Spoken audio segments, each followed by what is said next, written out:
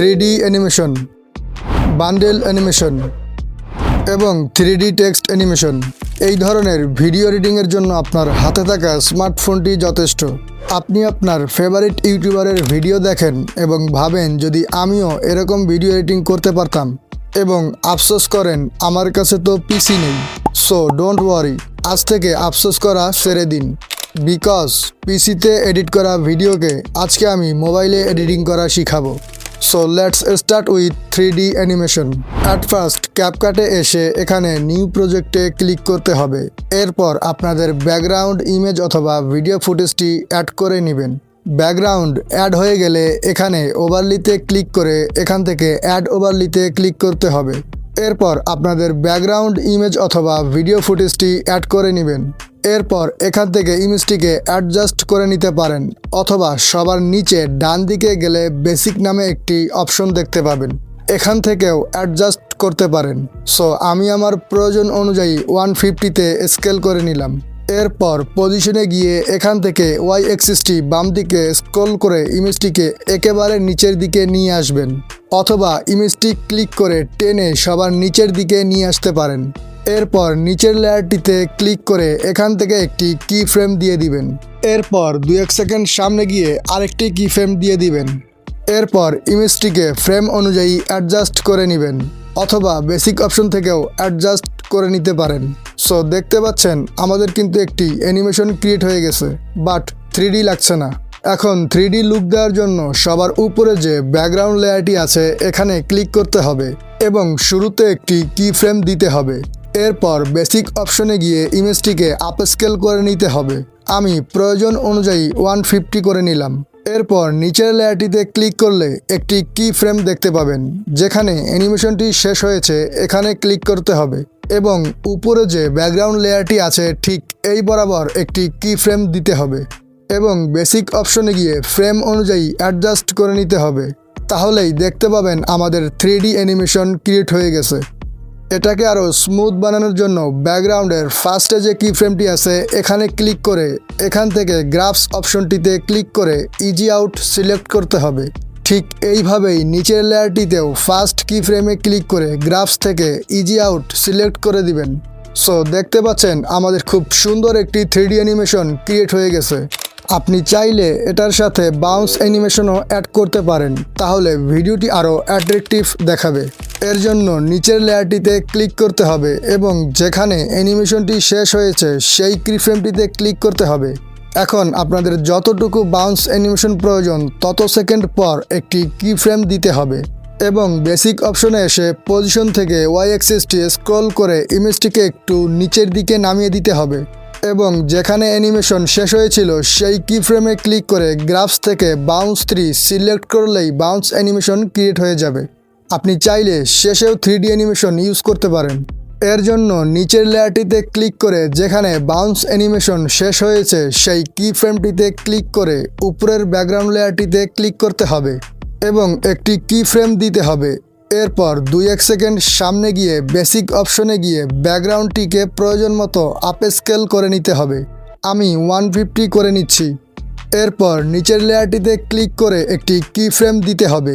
এরপর পুনরায় বেসিক অপশনে গিয়ে এই ইমেজটিকেও আপস্কেল করে নিতে হবে এবং টেনে নিচের দিকে নামিয়ে দিতে হবে। এরপর অ্যানিমেশনটিকে স্মুথ করার জন্য নিচের লেয়ারটিতে ক্লিক করে যেখান থেকে অ্যানিমেশন শুরু হয়েছে সেই কি ফ্রেমটিতে ক্লিক করে গ্রাফস থেকে ইজি আউট সিলেক্ট করতে হবে এবং সেম কাজ ব্যাকগ্রাউন্ড লেয়ারের সাথেও করতে হবে। বাস, আমাদের final 3D animation is ready.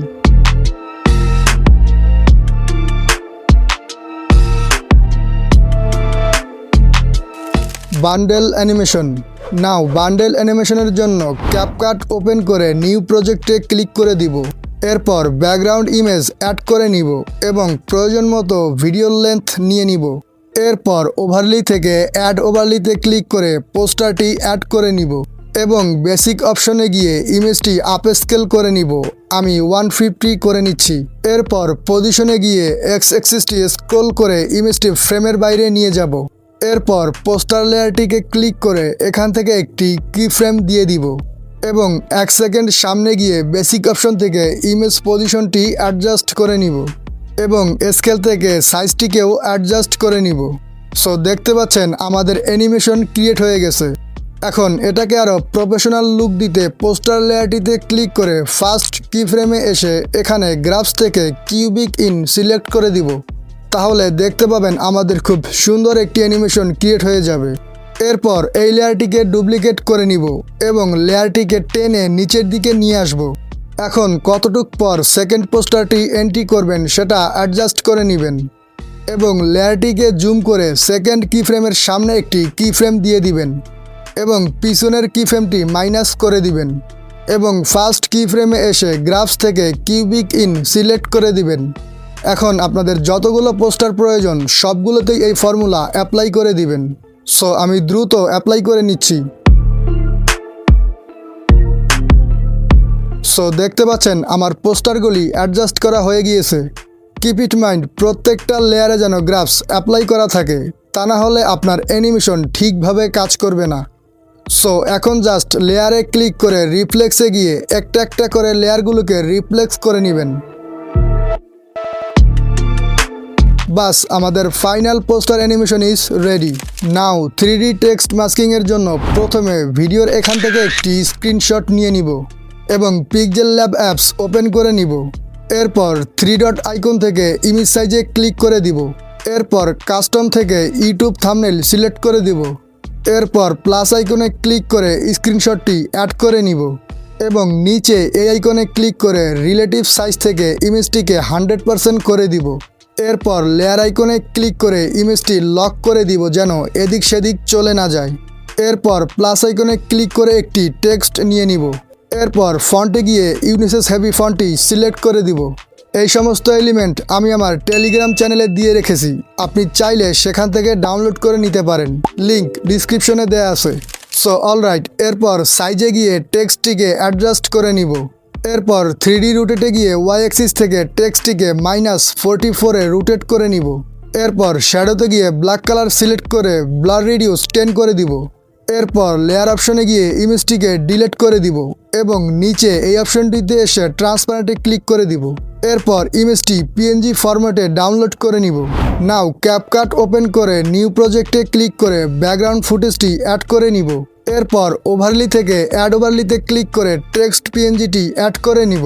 এরপর বেসিক অপশনে গিয়ে ফ্রেম অনুযায়ী টেক্সটটিকে অ্যাডজাস্ট করে নিব এবং টেক্সট লেন্থটিকেও অ্যাডজাস্ট করে নিব। এরপর টেক্সট লেয়ারটিকে সিলেক্ট করে একটি কি ফ্রেম দিয়ে দিব এবং মাস্কিং অপশনে এসে হরিজন্টাল সিলেক্ট করে দিব। এরপর অ্যাডজাস্টে ক্লিক করে রুটেট থেকে 90 ডিগ্রি রুটেট করে নিব। এরপর ফেদারে গিয়ে কিছুটা ফেদার দিয়ে দিব। এরপর পজিশনে গিয়ে এক্স অ্যাক্সিস থেকে স্ক্রল করে টেক্সটটিকে ফ্রেমের বাইরে নিয়ে যাব। এখন ভিডিওটিকে একটু সামনের দিকে নিয়ে যাব এবং এক্স অ্যাক্সিস থেকে স্ক্রল করে টেক্সটটিকেও একটু সামনের দিকে নিয়ে আসব। এইভাবে ধীরে ধীরে ভিডিওটিকে সামনের দিকে নিতে থাকব এবং এক্স অ্যাক্সিস থেকে টেক্সটটিকেও সামনের দিকে নিয়ে আসব। মনে রাখবেন, যত ধীরে ধীরে এই প্রসেসটি করবেন ভিডিওর অ্যানিমেশনও তত স্মুথ হবে। সো প্রসেসটি কমপ্লিট হয়ে গেলে আমাদের 3D টেক্সট অ্যানিমেশনও কমপ্লিট হয়ে যাবে। ভিডিওটি ভালো লাগলে অবশ্যই একটি লাইক করবেন এবং চ্যানেলে নতুন হয়ে থাকলে সাবস্ক্রাইব করতে ভুলবেন না এবং আপনাদের যে কোনো সমস্যায় ফেসবুক অথবা ইনস্টাগ্রামে কন্ট্যাক্ট করতে পারেন অথবা ভিডিওতে কমেন্টস করে জানাতে পারেন। আপনাদের যে কোনো সমস্যায় সাহায্য করার চেষ্টা করব ইনশাল্লাহ।